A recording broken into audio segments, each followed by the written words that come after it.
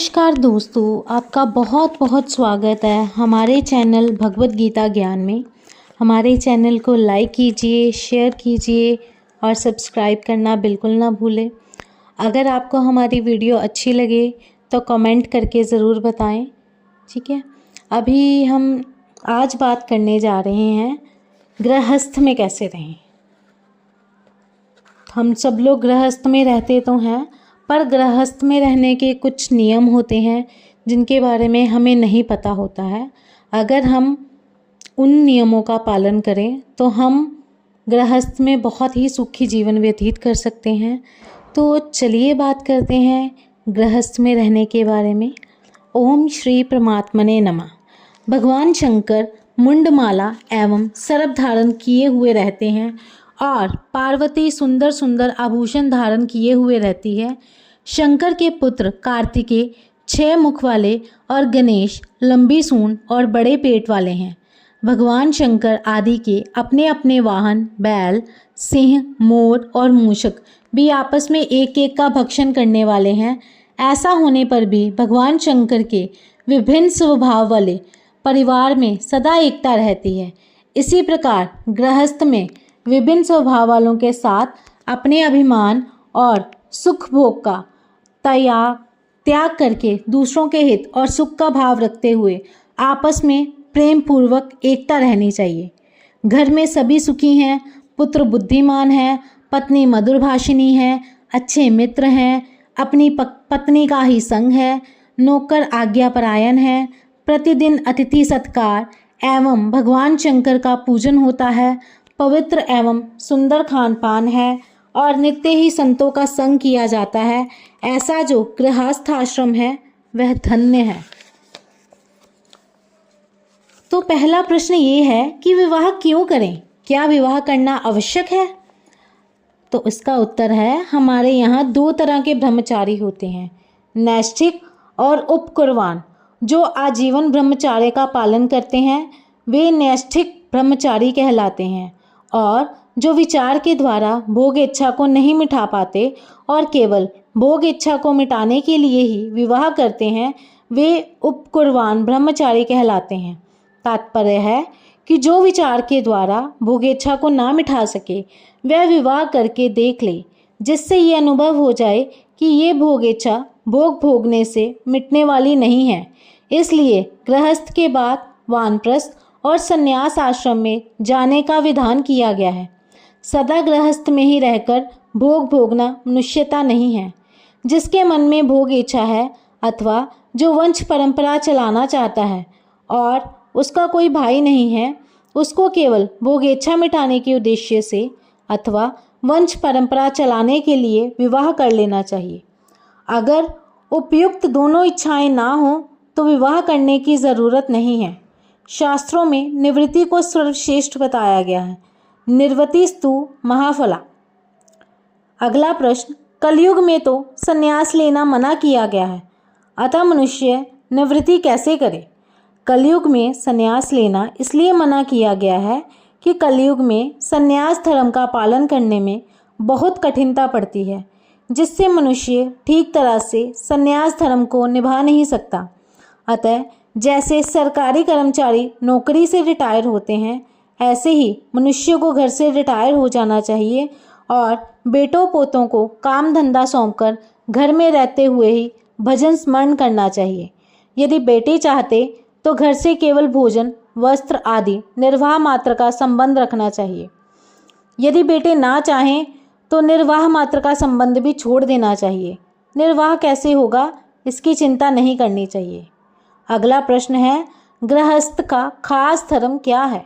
तो इसका उत्तर है, ब्रह्मचार्य, गृहस्थ, वानप्रस्थ और संन्यास, इन चारों आश्रमों की सेवा करना गृहस्थ का खास धर्म है। क्योंकि गृहस्थ ही सबका माँ बाप है, पालक है, संरक्षक है।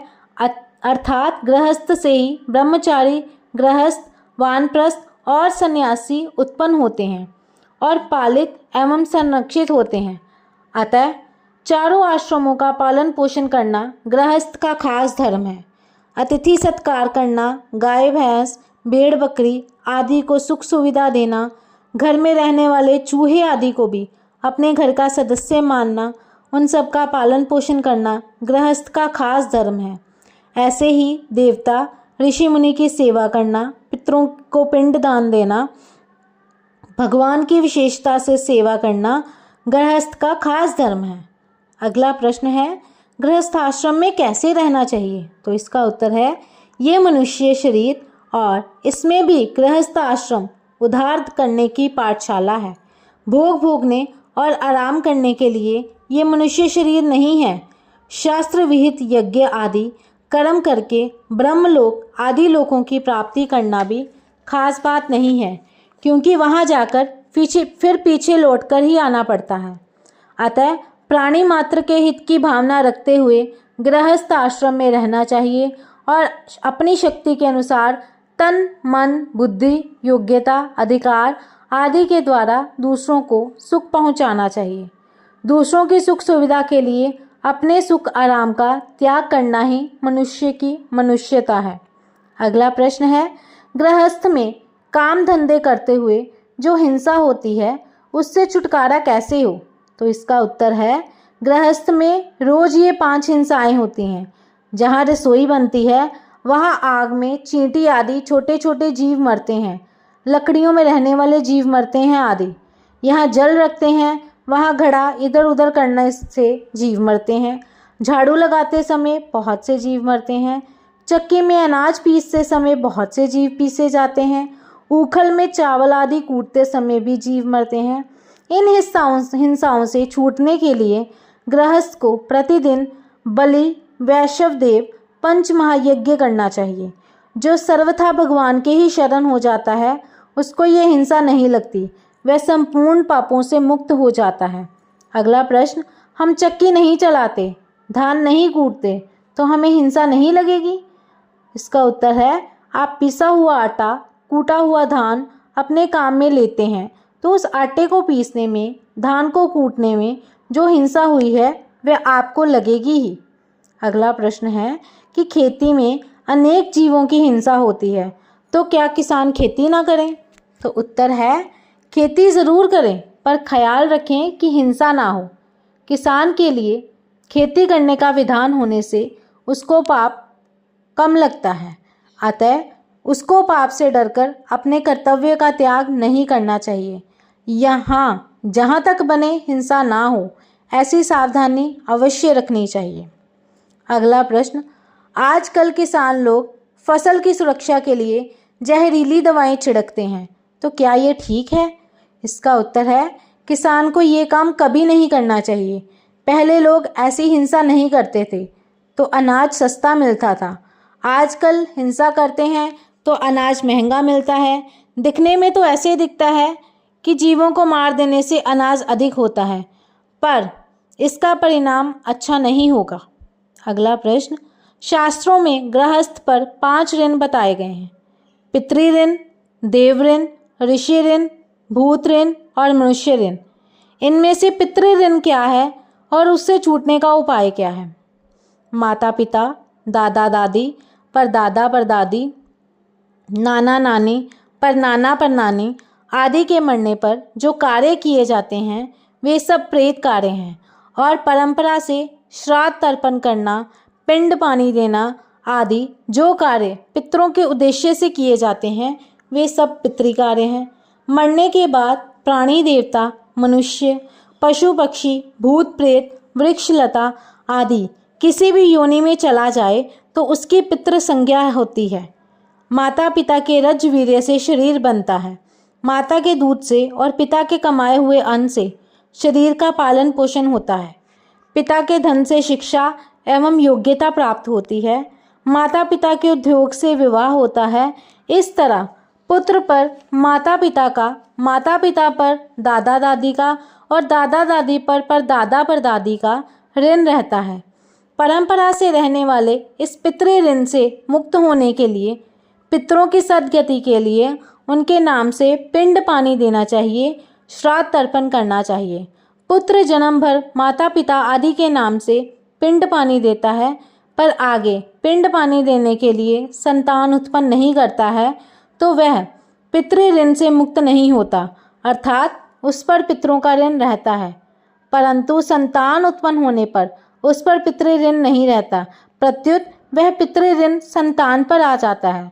पितृपिंड पानी चाहते हैं, अतः पिंड पानी मिलने से वे सुखी रहते हैं और ना मिलने से वे दुखी हो जाते हैं। पुत्र की संतान ना होने से भी वे दुखी हो जाते हैं कि आगे हमें पिंड पानी कौन देगा।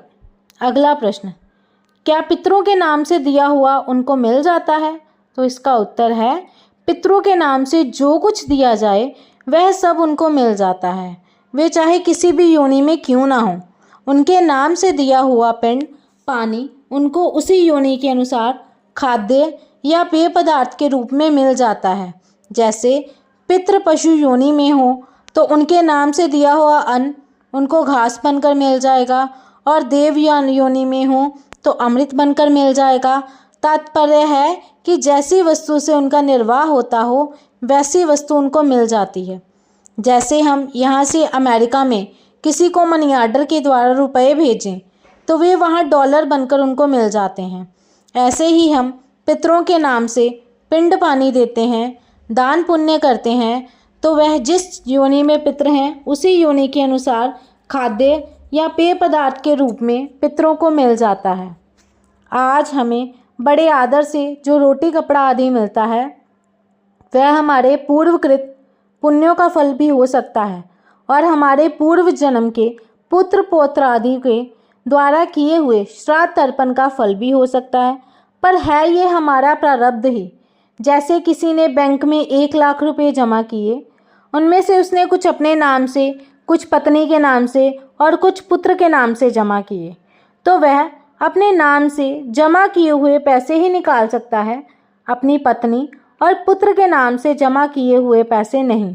वे पैसे तो उसकी पत्नी और पुत्र को ही मिलेंगे।